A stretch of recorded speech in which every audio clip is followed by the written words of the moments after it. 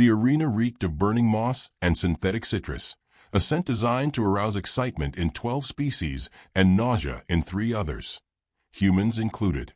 The audience, if you could call 10,000 different forms of life an audience, thrummed, blinked, and oozed anticipation across 5 decks of alloy balconies, magnetic hoverings, and gelatinous float seats.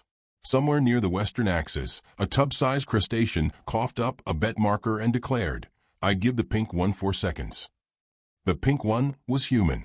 She wasn't wearing armor, didn't bring a weapon, and certainly didn't swagger. She walked with the kind of practiced stillness that made motionless statues feel gauche. Flat boots, gray uniform, civilian cut, old, possibly linen.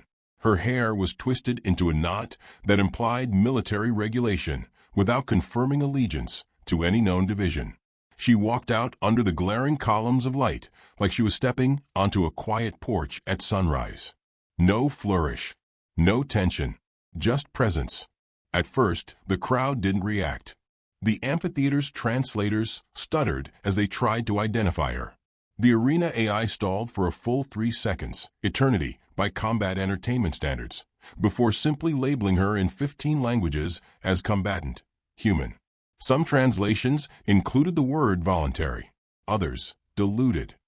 In the diplomatic box, High Chancellor Tevax leaned toward a junior adjudicator and hissed through his spiraled neck slit, "She has no honor guards. Is this a prank?" The adjudicator blinked 3 times, which for his species translated to an anxious shrug. The human delegation insisted this is their chosen champion. Full paperwork. Legal clause invoked. Line 4A, subsection 22. She's not even holding a blade.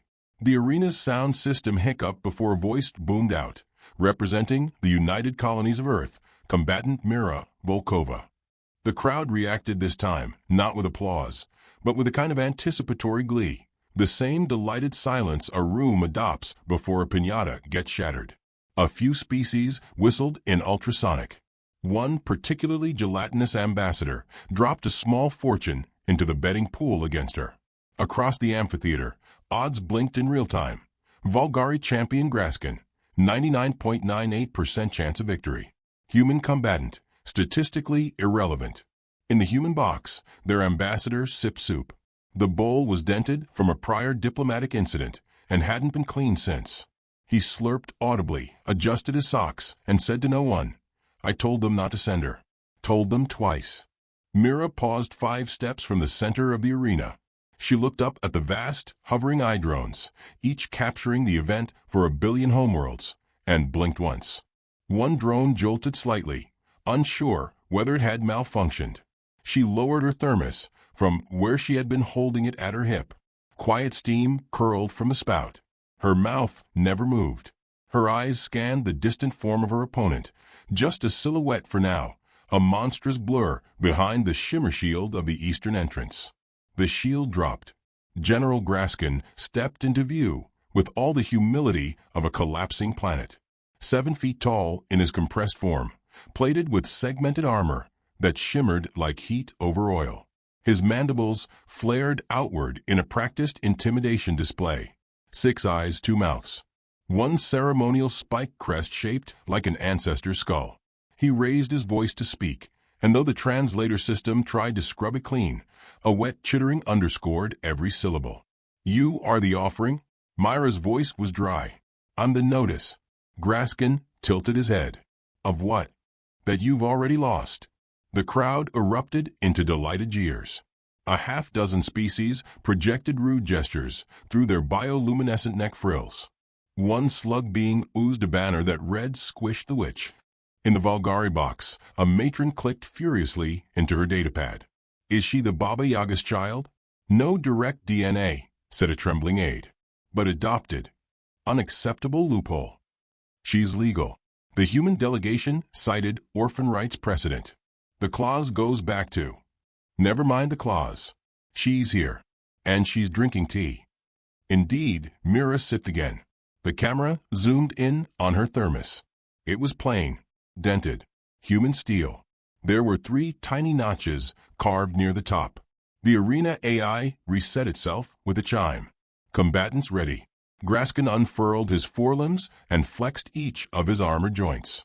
Spines clacked into place like primed bone traps. His shadow doubled as his threat radius. In one practiced movement, he dug a claw into the sand and pulled out a ceremonial blade forged from planetary bedrock. It shimmered with residual heat. Mira capped her thermos. Her expression didn't change.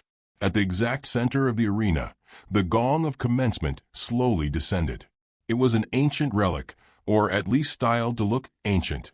In reality, it was a repurposed mining shield from the early colonization wars, spray-painted gold and welded to a drumline frame. The announcer, a hovering cube with 15 vocal channels, started its countdown in 9 simultaneous time signatures. Mira didn't move. Her eyes studied the sky. Not the drones, just the upper gravity riggings, invisible to all but the trained. A ripple passed through the chamber. The crowd leaned forward in collective tension. The gong sounded. It made the sonic equivalent of a sarcastic yawn. Graskin roared. The sound was processed through the amphitheater's safety buffers, yet still forced 3 delegates to vomit involuntarily. He surged forward, blade first, covering 10 meters in less than a second. Mira stepped to the left. A single step. She let her weight roll from heel to toe and pivoted as though changing direction on a stroll through gravel. The blade passed inches from her ribs. Wind tugged her coat. Her hand never left her side. Graskin landed, twisted, and came again, this time with both arms arcing outward, the twin jaw formation of a hunting strike. Mira ducked. The sand hissed where his claws cut through. She was already behind him when he turned. Too slow, she said softly. He turned harder, his second pair of arms reaching out to trap her in a backsnap crush. She dropped to a knee, pressed her palm into the sand, and used the momentum of her kneel to flip sideways. Her foot tapped the edge of the arena ring. The arena AI blinked yellow. Warning. Boundary proximity. She stood again. Duly noted. Graskin snarled, his spittle sizzling where it hit the arena floor. Why won't you fight? Mira tilted her head, eyes steady. I already did. He lunged again, reckless this time. Rage, not tactics. Mira waited. A breath. A pause. Then she raised her hand and caught him, one palm, against the flat of his blade, skin to stone. The shockwave rattled the third tier. Every being in the arena made their species equivalent of gasping. Then Mira twisted. Not the blade. Her wrist. A shift so subtle it looked like a shrug. But Graskin flinched. He stumbled. His breathing hitched. One of his eyes blinked, only one, a failure in sync. Mira leaned forward and whispered something into the base of his plaited collar. The crowd couldn't hear it, but the translator systems picked up 2 words. Check spine. Graskin paused, moved a hand to his lower back. He stopped breathing. 3 seconds later, he collapsed. The impact was not cinematic. It was awkward, like a drunk tree falling on a wet mattress. Armor cracked. Claws curled. His blade clattered out of reach. Silence. True silence. The sort of vacuum stillness where even data feeds hesitate. Mira stood over him, her boots clean. She hadn't struck him, hadn't kicked, punched, or cut. She hadn't even raised her voice. She reached down, retrieved his fallen blade, and drove it into the sand between them. Then she turned and walked back toward the gate. The arena AI didn't know whether to play the victory chime. She paused at the threshold, looked back at the corpse, and said, he wasn't the worst of them, but he was the loudest. In the human box, the ambassador exhaled. Well, he said to his soup, that'll make the next treaty easier. Behind him, 3 galactic representatives quietly removed their betting slips from circulation. 1,000 light-years away, in a bunker on Earth, a woman with gray hair stirred her tea and watched the replay in silence. She smiled once, just once, and the galaxy leaned forward to watch what Mira would do next. General Graskin sat in a chamber the size of a Star Cruiser hangar, and still it felt too small for his ego. 12 ceremonial attendants scuttled about him, polishing his armor plates with spongy purple vines and rubbing stimulant oils into the exposed ridges between chitin slabs. They worked in practiced silence, knowing that even a misplaced glance from the champion could result in a limb being liberated from its duties, as the Volgari called it. He flexed one claw absently, listening to the wet pop of tendon cables realigning. Each movement was deliberate, made for show. He liked the way the noise echoed. He liked the way the arena's metallic bones vibrated under his weight. He liked the fear. A diplomat from the outer colonies once described Graskin as a pile of knives shaped like a sermon. That diplomat had since recanted the statement and most of his memories after an unfortunate handshake. The champion's triple-segmented eyes were fixed on a slow-spinning hologram of Mira Volkova. It was the only visual feed the arena AI had authorized, a blurry capture of her sipping tea, viewed from a drone's unsure lens. She had no exosuit, no powered gauntlets, no energy weapon, not even a stabilizer rig. She was just standing there, drinking, calm. Graskin didn't snarl. He chuckled. A horrific, scraping sound like metal being filed underwater. They insult me with this. His first advisor, a hunchbacked veteran of the Terrell conquest, rasped softly, "Perhaps she is a psychological tactic." "No, she is a mistake." He turned back to the ceremonial platter beside him and retrieved a long, spine-handled dagger. It wasn't meant for battle. It was a ritual blade, designed for pre-combat offerings. Traditionally, it was used to remove the tongue of a lesser species as a symbolic declaration of silencing dissent. Graskin had performed the rite 19 times. He was disappointed he wouldn't get to use it today. In the Volgari diplomatic chamber, High Strategist Eshriv paced before a wall-length projection of the arena. She'd watched the entire first match in silence, even as Graskin missed 5 clean kills. Her mandibles twitched. "He is playing," she muttered. "He thinks she is a trophy." Across the table, a lesser counselor wiped ichor from his brow. "And if she isn't?" "She's not human protocol," Eshriv said. "They didn't send a soldier. They sent an answer." In the betting chambers below, chaos rippled through the markets. What had begun as a lopsided joke was now metastasizing into a minor diplomatic crisis. The odds matrix blinked furiously, attempting to recalculate in light of Graskin's apparent struggle. The house had stopped taking bets outright. Some syndicates had frozen accounts. On one planet, a temple issued a warning: "We do not condone wagering against death witches." Mira, for her part, sat alone in the ready alcove, legs crossed, thermos at her side. Her uniform had a dark smear of arena grit on the sleeve, and she made no effort to clean it. Across from her, a wall flickered with her opponent's biometric readouts, Graskin's vitals, his estimated neural load, his performance coefficients. She ignored them. Instead, she studied a small wooden pendant in her palm. It was smooth from handling, carved with 3 horizontal lines and a crescent mark. A child's drawing unfinished. She turned it once, twice, then tucked it back beneath her collar. The announcer's voice crackled into the alcove, bright with false excitement. "Round 2 begins in 10 minutes. Combatants, please report to pre-staging." She rose fluidly, without urgency. A mild pressure in her left knee reminded her of an old fracture. Not important. The air in the hallway was cold. The scent of charged plasma coils and disinfectant lingered like ghosts. As she walked, the arena's internal security system tracked her movements with unnecessary caution. 6 turrets rotated subtly, keeping her centered. Somewhere, someone didn't trust that a woman without armor wasn't hiding a bomb. She entered the staging corridor, and Graskin was already waiting. He stood like a statue chiseled from madness, arms folded, expression unreadable behind his armored crest. His blade, far too large to be practical, was slung over his shoulder like a toy. The floor sagged under his weight. She gave him a small, polite nod. He growled, "You still walk." "You didn't ask me to stop." He tilted his head. "You are not afraid." "No. You have no weapon." "I have training.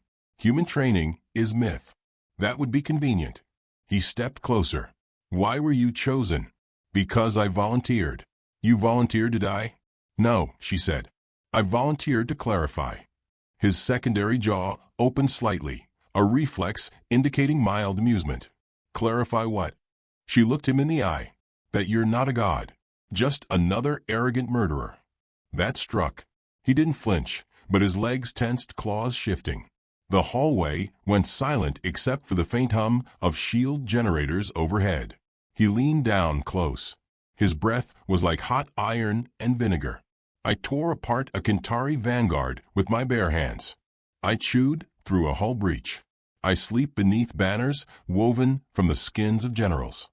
Mira blinked slowly. "Do you sleep well?" A pause.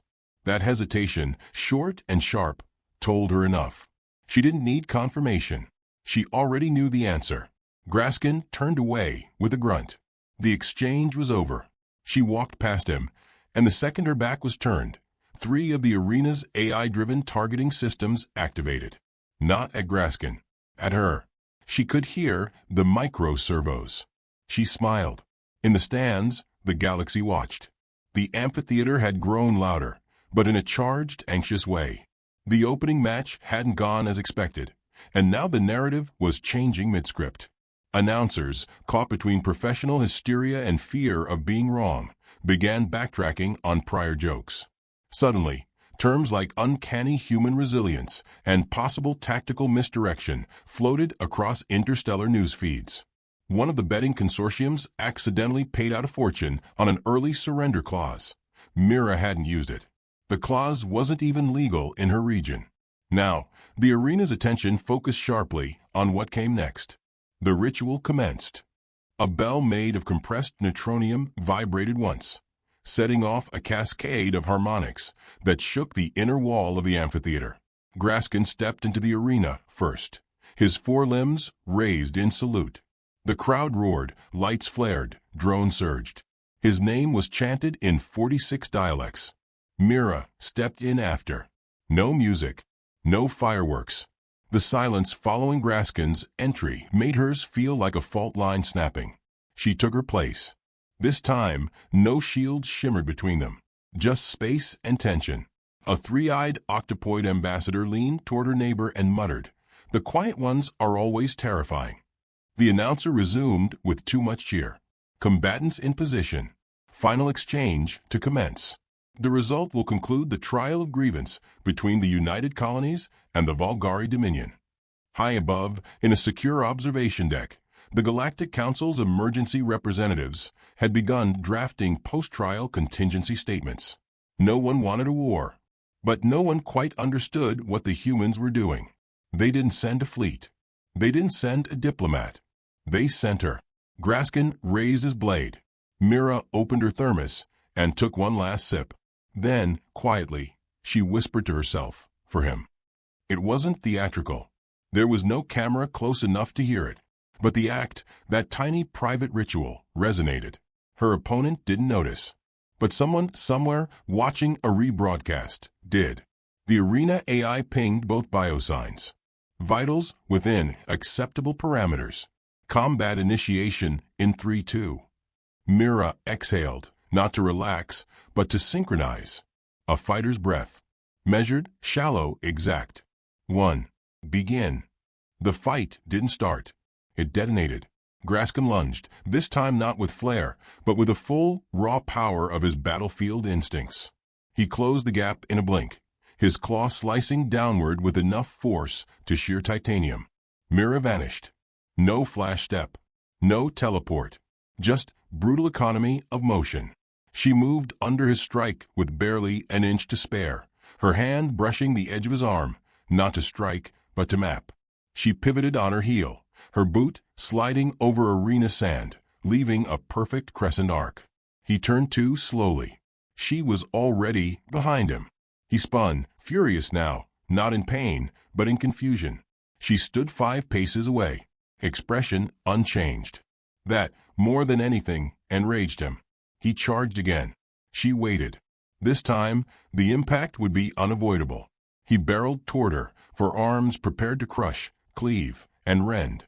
She knelt, both knees, and tapped the sand. A small pulse. Just vibration. But Graskin's foot struck the resonance trap she triggered in the ground, buried minutes before, during a casual walk across the arena. Disguised as nothing. His balance broke. He stumbled, momentarily exposed. She stood and stepped forward, not to strike, but to look him in the eyes. "You killed a child," she said. He froze. Something in her tone pierced deeper than the daggers he worshipped. "You don't remember. But I do." A breath. Not hers, his. Uneven. She raised a finger. Pointed to his armor. "There. Between the 6th and 7th plates. Ventilation error. You sweat when you doubt." And then she turned away. The crowd stared, paralyzed. Graskin did not move. Because he realized she hadn't come to fight. She came to bury him with truth. She left the blade standing upright in the sand where he would see it, her final offer, and walked back toward the gate.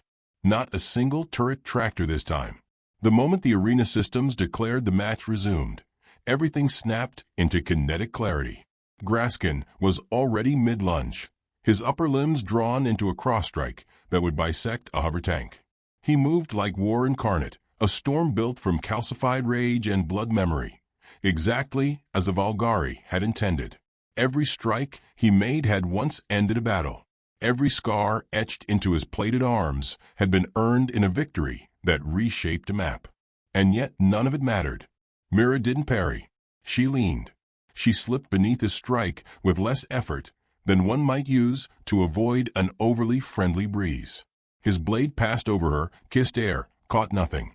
She was beside him before his second set of arms adjusted. He pivoted faster this time. Adaptation was one of the Valgari's proud traits. But Mira hadn't just trained to counter anatomy. She'd studied instinct. She ducked under the backhand, then stepped sideways with a timing that suggested choreography, but was far more dangerous. Choreography was predictable. Mira flowed. Each movement was a sentence, each dodge a verb in a language only she spoke. His next strike hit the arena floor. The metal buckled, sending up a ripple of microfractures and steam. Several species in the audience screamed, not in fear, but in confusion. They'd seen champions win. They'd seen champions lose. But they had never seen one get outreed. Mira said nothing. She didn't smile. Her face remained the calm of a winter lake, still, silent, holding depth no sonar could map. Her hands remained behind her back, her body fluid and balanced. She pivoted again, not with the desperate agility of someone outmatched, but with the lethality of someone exactly where she wanted to be. The announcer's voice cracked over the speakers. Combat continues. Valgari champion Graskin remains on the offensive. Human combatant exhibits unorthodox evasion patterns. Graskin bellowed. Not a roar this time, but something smaller, quieter. A snarl that sounded suspiciously like doubt. One of his claws curled inward mid-swing, a twitch of hesitation betraying the shift in his focus. He wasn't trying to kill her now. He was trying to understand her. That was a mistake. Mira darted in close. A heartbeat. Her fingers brushed the ridge of his secondary armor plate. An odd gesture, nearly tender. The crowd might have mistaken it for a mistake, a misstep, until they saw Graskin stagger a half-second later. His breathing hitched. He turned too slowly, his stance faltering. She had found the hydraulic pulse regulator embedded in his shoulder armor. Disabling, it didn't require brute strength, only precision and nerve. She had both. He spun again, but now his left arm dragged behind, slower. Off-tempo. Her lips parted for the first time in minutes. Left side. Slow by .27. She hadn't raised her voice, but it echoed. In the diplomatic chamber, High Strategist Eshriv hissed, "She's mapping him." She can't be. She is. In real time. She's using the arena's data against him. She's watched the replays. She's logged the angle of every movement. Someone reached for a compad to issue a protest. The ambassador of the Valgari Dominion slapped the hand away. "We agreed to the duel. If we interrupt now, we lose everything." In the human box, their ambassador poured another cup of tea. "Do we have her neural rate?" someone whispered. "No augmentation detected. She's not even syncing with the HUD. She's calculating that by hand." The ambassador shrugged. She was homeschooled. Back in the arena, Graskin roared. Not the roar of a killer, but of a soldier realizing that his weapon, had betrayed him by being insufficient. He dropped his ceremonial blade and lunged with all 6 limbs, hoping to crush her under mass alone. Mira didn't run. She moved into him. She ducked beneath his outstretched limbs and placed her hand, palm open, against the center of his armored chest. It looked absurd, ridiculous. A human palm against a living mountain. Then she pushed. Barely. It wasn't the strength. It was the angle. His own forward momentum did the rest. He tumbled forward, crashing to the floor hard enough to shake the arena's foundations. The cameras tried to track Mira, but she was already behind him again, walking. He rose slowly, the weight of his armor now a liability. His vision blurred from the impact. His lower eye split. He blinked blood. "Who are you?" he growled. Mira didn't answer. She picked up his blade, two-handed, with difficulty, and dragged it across the floor. He tried to stand, wobbled. "Your spine," she said suddenly. "It compresses slightly when you twist to the left. It's an old injury hidden under muscle grafts." He froze. She dropped the blade with a clang. "The pain will intensify in 3-2. He howled, dropped to one knee. His back arched involuntarily. The audience, by now, was dead silent. Some were watching through translators that failed to describe the scene. Others had already started live streaming to panicked homeworlds. In the sky, satellites recorded everything. Mira approached him again. "Your kind killed a ship full of aid workers," she said. He tried to snarl, but it came out garbled. "You didn't check the cargo. Didn't listen to their transmissions. You assumed it was a decoy." He spat, blood and venom. Mira didn't flinch. "My son was on that ship." He blinked, confused. "You murdered a child," she said, and finally, there was something new in her voice. A coldness beyond cold. The void between stars. It wasn't rage. It wasn't grief. It was precision. "I don't remember," he began. "No," she agreed. "You don't. But I do." Then she stepped back. "Stand up." He hesitated. "Stand. And try again." He rose, trembling. The crowd held its breath. He charged. Mira didn't move until the last moment. Then she crouched, turned slightly, and used the edge of her forearm to strike, not hard, not fast, but perfectly, against the nerve bundle between his second and third spinal clusters. He dropped. All 6 limbs collapsed. The audience screamed. Or would have, if they hadn't been stunned. The champion of the Vulgari, undefeated for 8 cycles, lay twitching in the sand. Mira stood over him. Match concluded. The arena AI said, voice faltering. Human combatant victorious. But Mira didn't leave. She leaned down beside him. Quietly, almost kindly, she said, "You weren't chosen to die.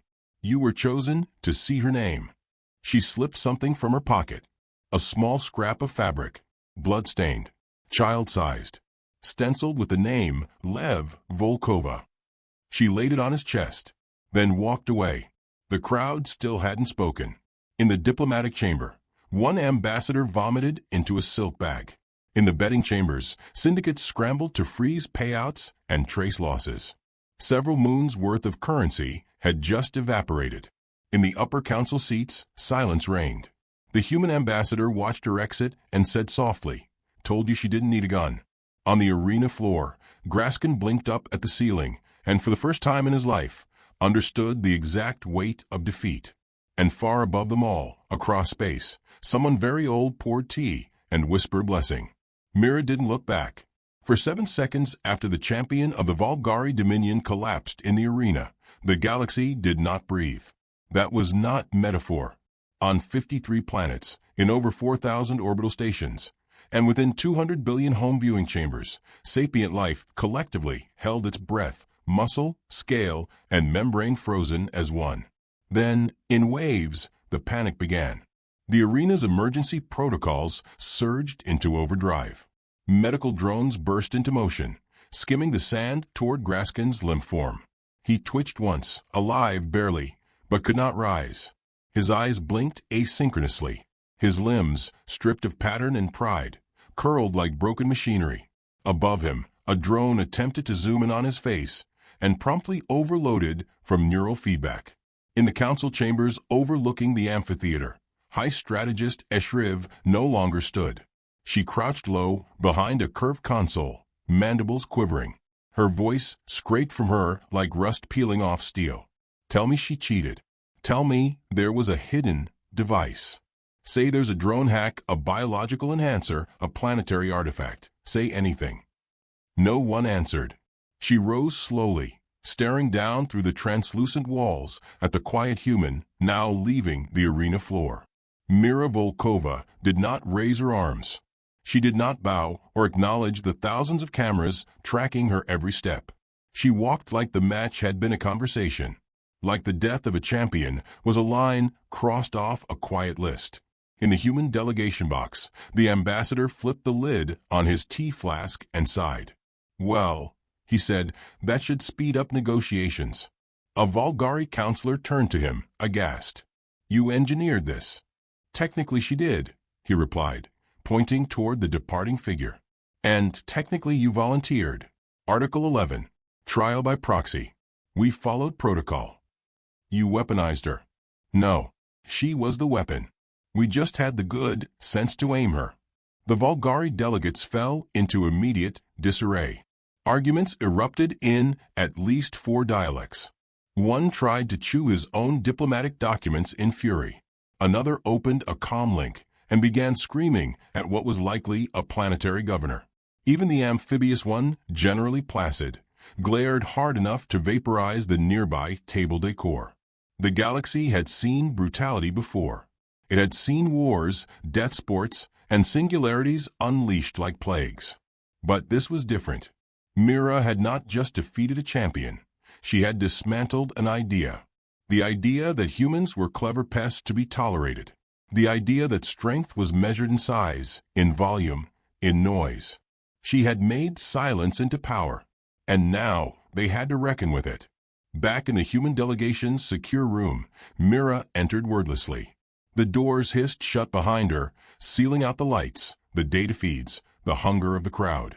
Her boots left small half-moons of sand on the metallic floor. The ambassador rose slowly. You okay? She nodded once. You didn't kill him. Didn't need to. He paused. Would you have? She took a breath. He wasn't the one who launched the strike, but he cheered for it. That's not the same. It was enough. He didn't argue. He poured her tea.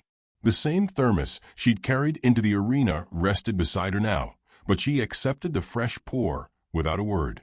Earth's watching, he said. I know. Some of the colonies are calling for sainthood. Others want your entire lineage classified. I know that too. Your mother sent a message. She raised an eyebrow. The ambassador passed her a folded square of thick, textured paper, an affectation, but a deliberate one. The handwriting was slanted Cyrillic, elegant, firm. Just 5 words. No wasted motion. Proud always. Mira blinked once, folded it again, pocketed it. The ambassador studied her. You never wanted the spotlight. I wanted the message heard. And was it? She looked out the viewport across the glittering curve of the arena dome where 1,000 lights still blinked with indecision. It will be. Within hours, news feeds restructured their headlines. The word Baba Yaga shot to the top of galactic trending metrics, followed closely by Mira Volkova, human precision combat, and surrender protocols, urgent review. Footage of the fight was dissected in frame-by-frame analysis by at least 6 species war colleges. 2 minor kingdoms placed preemptive sanctions on Earth. 1 empire declared a week of silent reflection. But the most immediate panic came not from enemies, but allies. The United Colonies' own High Council was flooded with frantic calls. Is she a general? Is she replicable? Do all humans train like this? Why wasn't she registered with enhanced combat classes? The answer to all of them was no. That made it worse. Mira wasn't a secret weapon. She wasn't a classified super soldier. She was a volunteer, a mother, a woman who read and brewed tea and knew exactly where to place her hand on a warrior's spine to collapse an empire. And now the galaxy knew it too. The Volgari Dominion's leadership issued a formal statement. Regret, misjudgment, honor and defeat. The text stank of sulfur and internal power struggles. Between the lines, the message was clear. We yield, but we do not forget. The United Colonies replied with only one document, a single clause, reprinted in 10-point font. Article 11. Trial by proxy. Dispute resolved. Peace secured. Mira remained on the station for one more day. She gave no interviews. She declined all honors. She did not attend the feast held in her name, though she did send a single loaf of rye bread and a jar of pickled mushrooms as apology for her absence. It was signed simply, "Please share. No poison." Then she boarded a diplomatic courier ship, stepped into a seat by the window, and left orbit without fanfare. As the ship detached, someone tried to hail her. A Volgari journalist, voice trembling, asked, "What should we call you now? Warlord? Guardian? Heir to Baba Yaga?" She paused only long enough to say, "I was her daughter before the war. That was enough then. It's enough now." The line cut. The ship vanished into faster-than-light transit. And that would have been the end of it. Except that weeks later, systems across 3 sectors received a strange broadcast. Unscheduled. Untraceable. It wasn't a threat. It wasn't a declaration. It was a lullaby. A human song, old and simple, rendered in hundreds of dialects, yet clearly sung by one voice. Soft, steady, unshaken. The feed looped once, then vanished. Many called it a glitch, a prank, a warning. But in homes across the stars, children fell asleep to it. And in the heart of the Volgari Dominion, behind walls of pride and weaponry, one former champion lay in recovery. He couldn't speak yet, couldn't walk. But when he heard the song, his eyes watered. Not from fear, from memory. Because he remembered the last words she said to him, before everything went quiet. "You weren't chosen to die. You were chosen to understand." The galaxy would never forget the day peace arrived wearing no armor, carrying no sword, just a thermos, a quiet voice, and a promise whispered between movements. No wasted motion, and never again forgotten children.